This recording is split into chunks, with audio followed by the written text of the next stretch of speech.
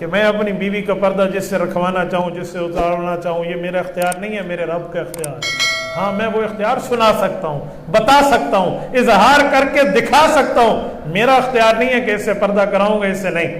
آج کل لوگ سمجھتے ہیں شادی کے بعد جو خاوند کو اپنی بیوی پر حقوق حاصل ہوتے ہیں، ان میں ایک حق یہ بھی ہے کہ وہ جس سے پردہ کرائے اور جس سے نہ کرائے۔ جی نہیں، لوگ سمجھتے ہیں بچی پیدا ہونے اور بالغ ہونے کے بعد باپ کو یہ حق ہے کہ وہ جس سے پردہ کرائے جس سے نہ کرائے۔ جی نہیں، یہ اللہ نے پہلے بتا دیا ہے کس سے پردہ ہے کس سے نہیں ہے۔ باپ اور خاوند کا اس میں کوئی اختیار کا دخل عمل نہیں ہے، کوئی عمل دخل نہیں ہے۔ اس کی مثال تو ایسے ہے، کوئی کہے بس میں نے وضو کر لیا، اب صبح کی 1 رکعت پڑھوں یا 4 پڑھوں یا 6 پڑھوں یا 8 پڑھوں، میری مرضی ہے۔ ہم کہیں گے وضو کرنا تیری ذمہ داری، نماز کی رکعتیں کتنی ہیں وہ میرے اللہ نے واضح کی ہوئی ہیں، تیرا اختیار نہیں چلے گا۔ کوئی تیری بچی پیدا ہوئی ہے یا بیوی آئی ہے، اس سے کس سے پردہ کرانا ہے کس سے نہیں کرانا، اس میں تیرا کوئی عمل دخل نہیں ہے، وہ اللہ نے پہلے بتا دیا۔ حرمت علیکم امہاتکم وبناتکم، وہ پوری ترتیب 4تھے پارے کا آخری صفحہ اٹھائے، رب العزت نے پوری ترتیب دے دی۔ کس کس سے پردہ ہے آپ عوام ہے، میں آپ کو ایک لائن میں سمجھائے دیتا ہوں، آپ اس کو ہر جگہ اپلائی کر لیں تو بس فائنل ہو جائے گا کہ اس پہ لاگو ہوتا ہے یا اس پہ نہیں ہوتا۔ ہر اس شخص سے عورت کا پردہ ہے جس سے نکاح ہو سکتا ہے، یہ فائنل ہے۔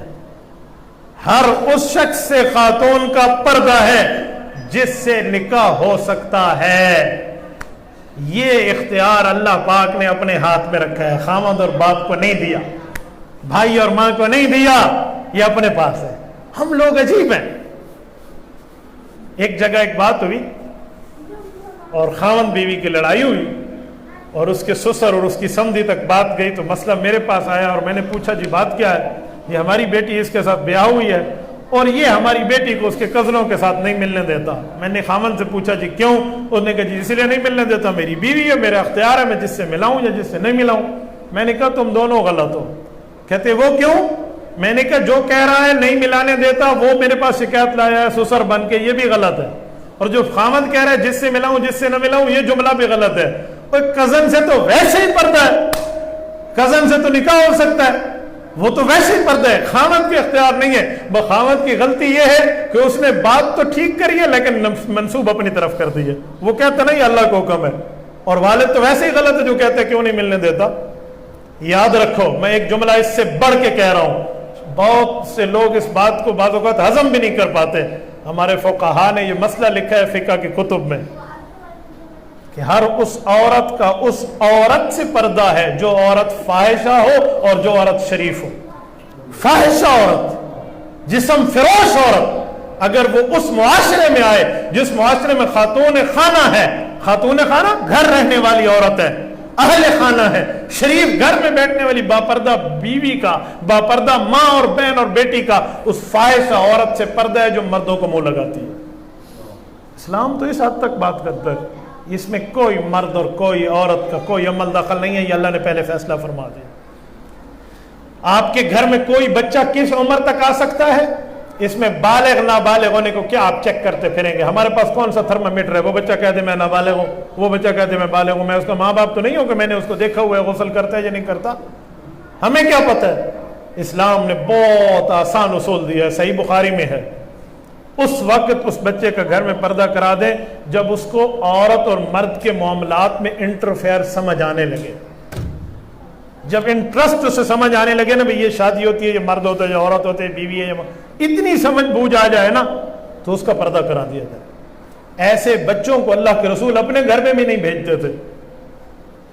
ایک بچے کو حضرت بلال رضی اللہ تعالی عنہ کے لیے رسول اللہ صلی اللہ علیہ وسلم نے حکم دیا ایک بچہ بلاؤ، بعض اوقات گھر میں کام ہوتے ہیں، میرے گھر میں بچہ جائے کام کر کے آ جائے۔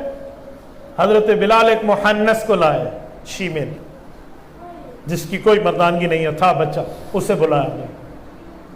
رسول اللہ صلی اللہ علیہ وسلم نے ایک دن اس سے ایک عورت کے متعلق ایک بات سن لی، ہی تقبل باربع وتدبر بثمان، یہ علماء سے پوچھ لینا۔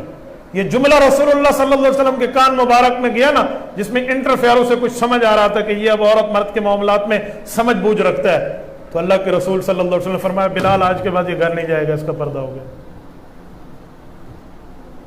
میں شیمیل کی بات کر رہا ہوں جس میں مردانگی بھی نہیں ہے، وہ کسی عورت کے آنے جانے پہ بچہ تھا نا، یوں تبصرہ کر رہا تھا، بچگانے میں کیا، کوئی گناہ میں نہیں کیا، لیکن اس تبصرے میں سے بھی اللہ کے رسول نے پردہ قرار دیا ہے. تو اس سے خود اندازہ لگا لیں. اور ہم کیا سمجھتے ہیں؟ میں بعض اوقات حیران ہوتا ہوں، اپنی بیوی کو اپنے دیور کے ساتھ، اپنے بھائی کے ساتھ کہتے ہیں جا تو اسے گھر چھوڑ کے آ جا. یہ شریعت میں جائز نہیں ہے، کسی قسم کا جائز نہیں ہے. اس کا یہ مطلب نہیں ہے کہ میرا بھائی کوئی غلط کار اور بندہ ہے، کوئی میرا بھائی گناہ گار ہے، کوئی میرا بھائی خطا کار ہے اور مجھے اس پہ شک ہے.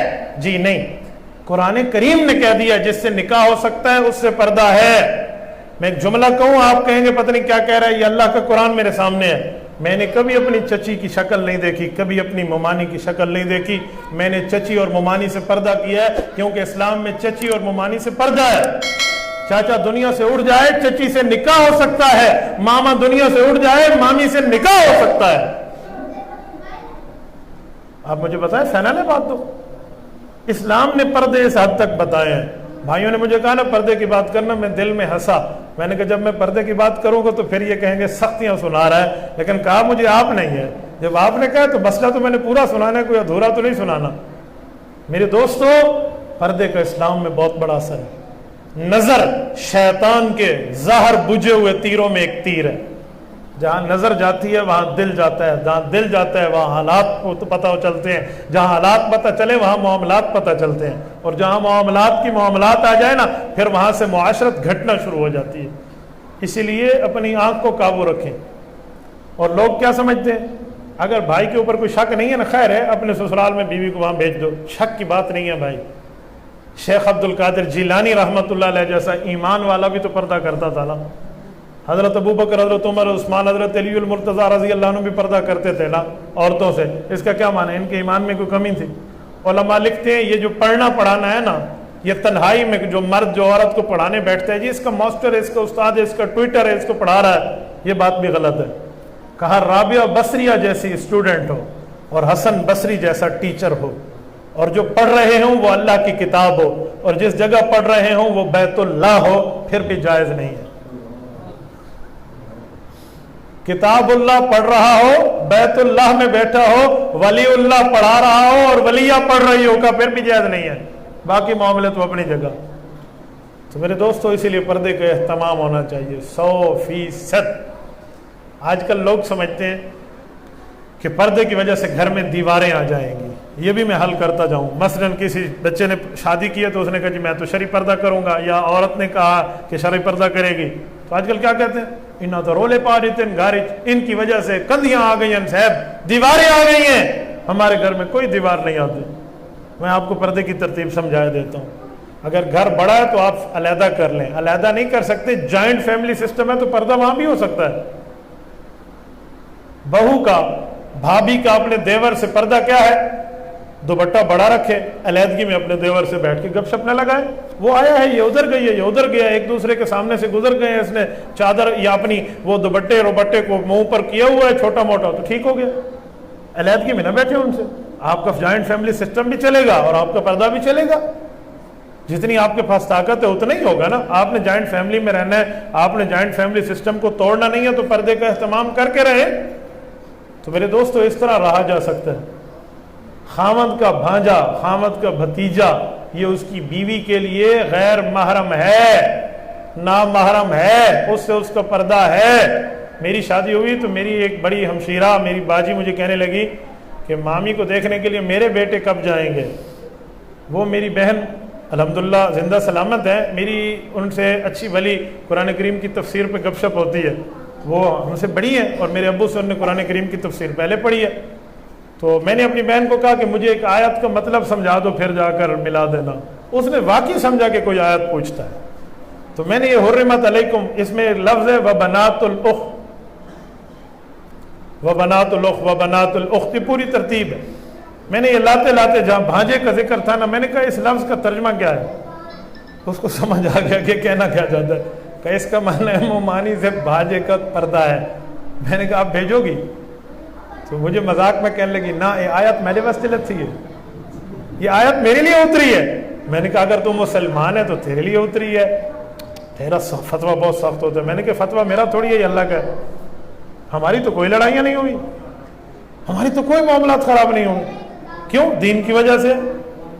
تو میرے دوستو دینداری کی بنیاد پہ پردہ داری کو رواج دیں، کریں گے نا انشاءاللہ؟